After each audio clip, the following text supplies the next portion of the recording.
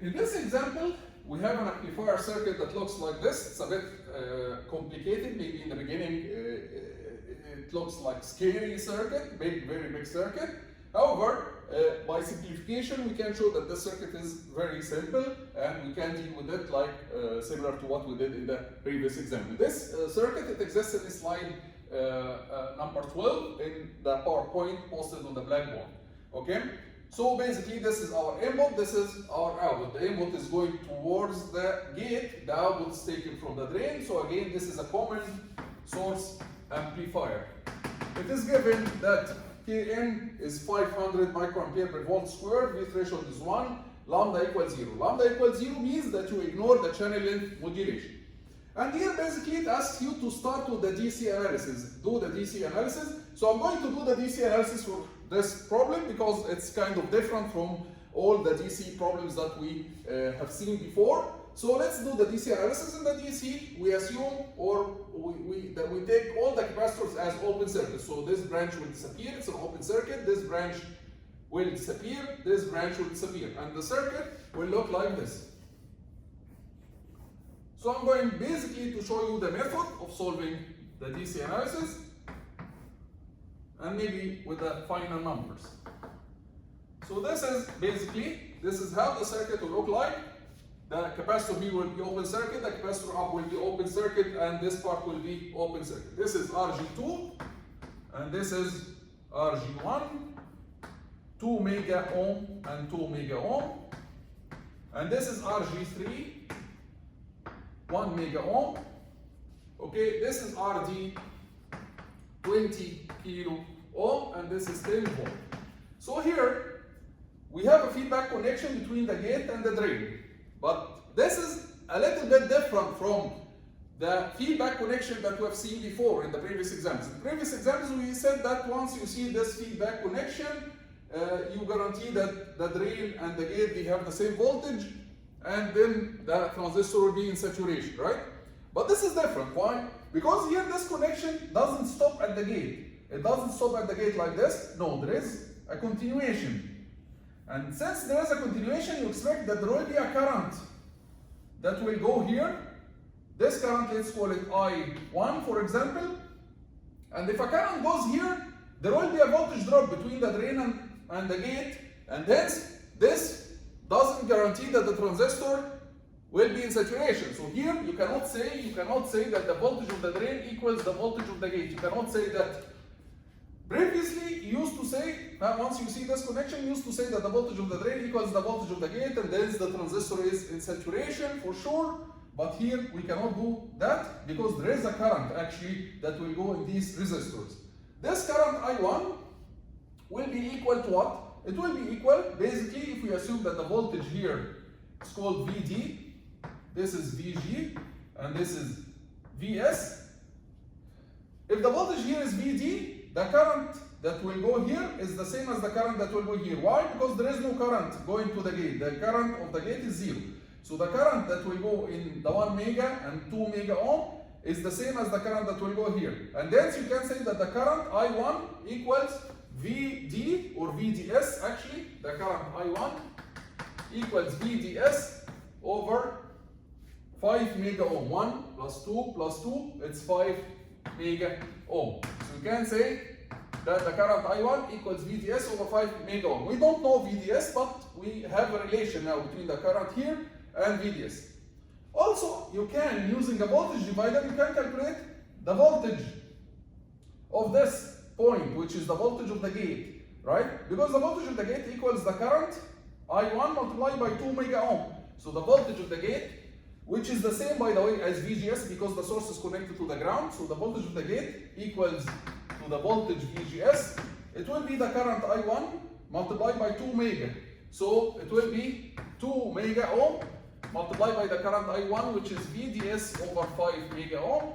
So basically, it will be 0.4 VDS. So we have now a relation between VGS and VDS. VGS equals 0.4 VDS. Basically, it's from a voltage divider because the current here in the 3 resistors are the same, or the current is the same in the 3 resistors. So we can say that the voltage here is a part or a division of the total voltage. So VGS equals 2 over the sum of the total voltage VDS, right? So 2 over 5 of VDS, which is 0.4 VDS. So you can do it by the current multiplied by the resistance, or you can do it directly using a voltage divider. VGS equals the total voltage multiplied by 2 over the sum of the resistors. So now we have a relation between I1 and VDS, we have a relation between VGS and VDS. We solve this problem by saying assume that the transistor is in saturation. In this case, the current IDS equals what? The current IDS, in this case, equals Kn over 2 multiplied by VGS minus V threshold squared, right? And as we said, we can obtain VGS in terms of VDS. But we don't know VGS and we don't know IDS. We can get another equation from the circuit. We can say that the total current here, total current, I total, equals what? I total equals 10 minus VDS over 20 kilo ohm, right? 10 minus the voltage here, VDS over 20 kilo ohm.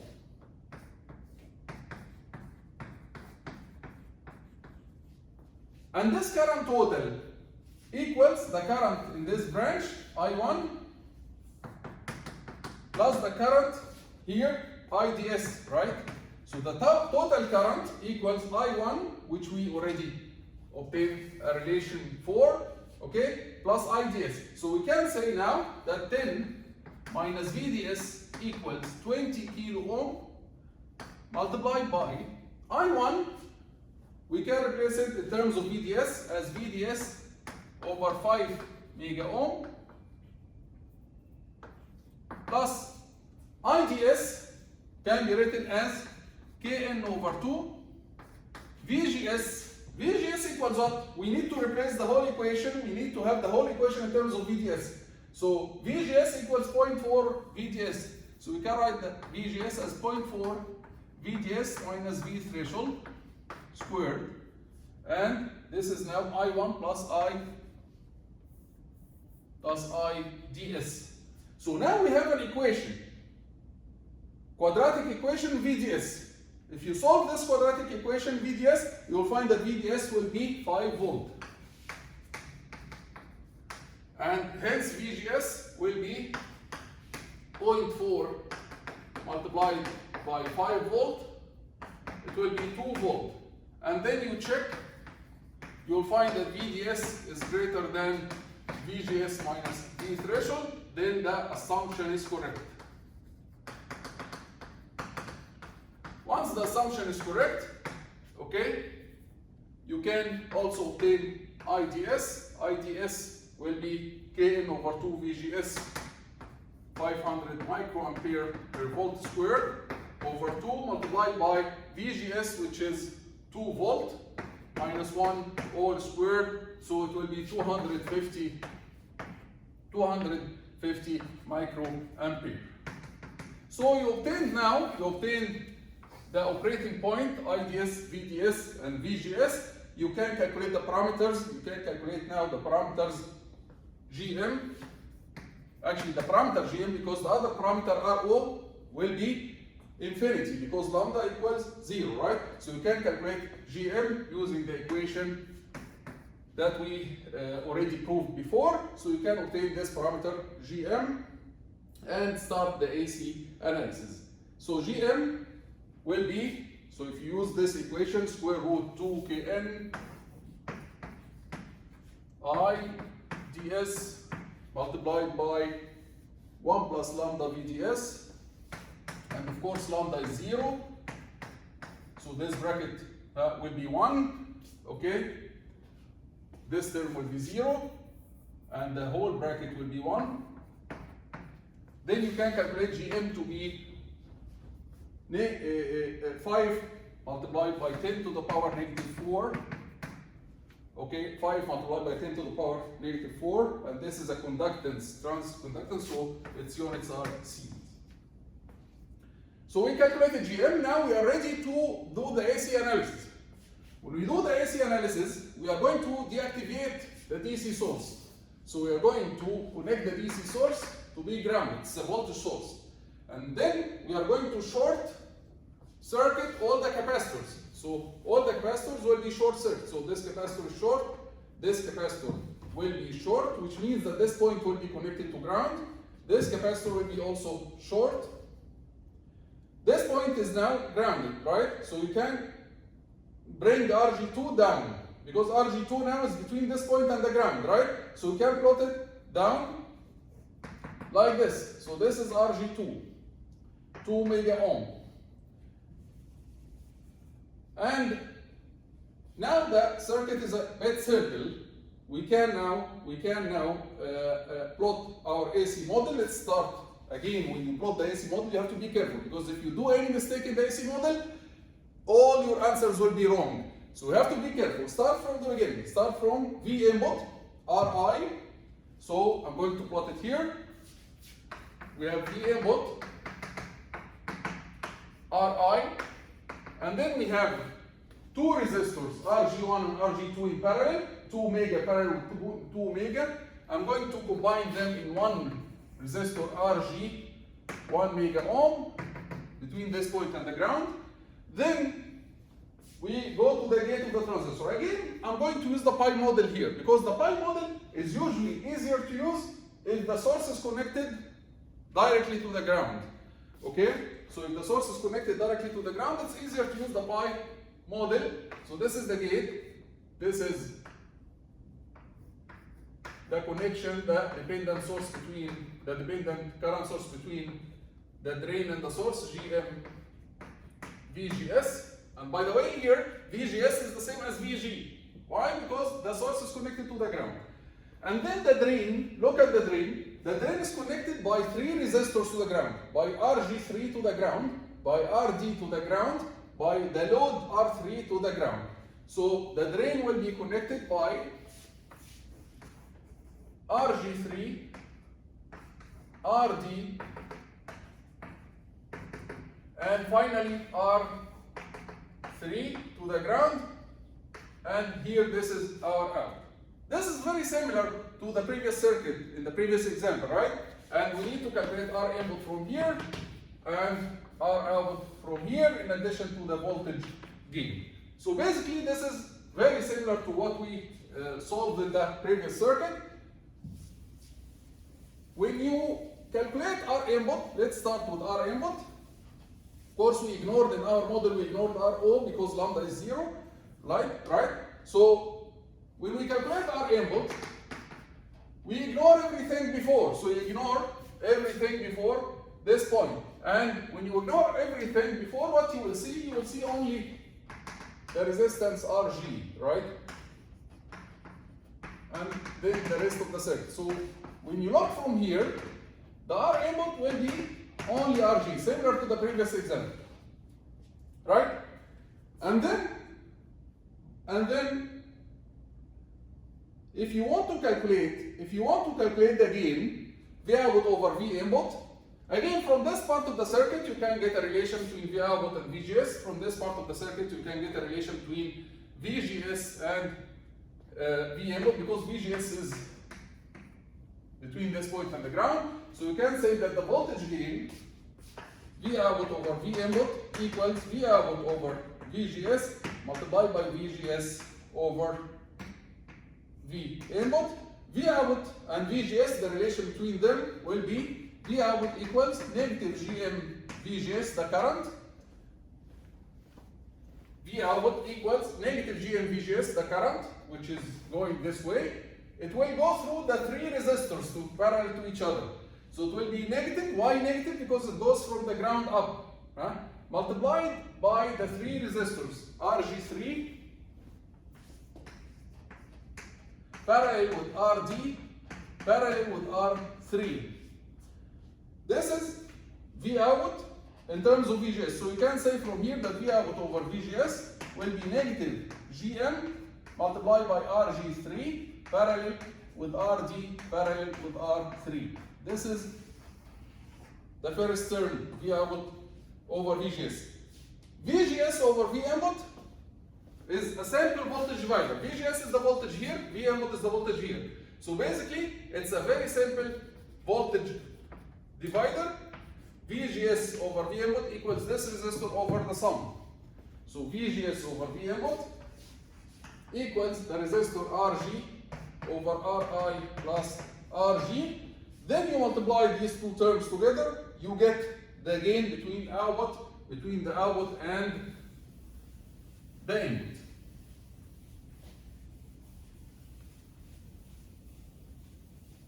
So you multiply the two terms together and you say that V output over V input will be negative Gm RG3 parallel to RD parallel to R3 multiplied by the second term, which is RG over RG plus Ri. Well, remember that RG was a combination of RG1 and RG2. Remember that.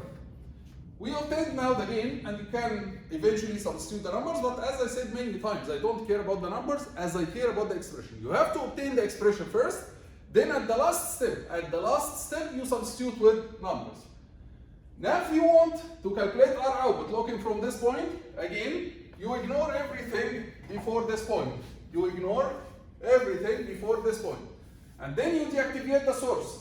When you deactivate the source, this is the voltage source. You deactivate it by making it short circuit. 0 volt means short circuit.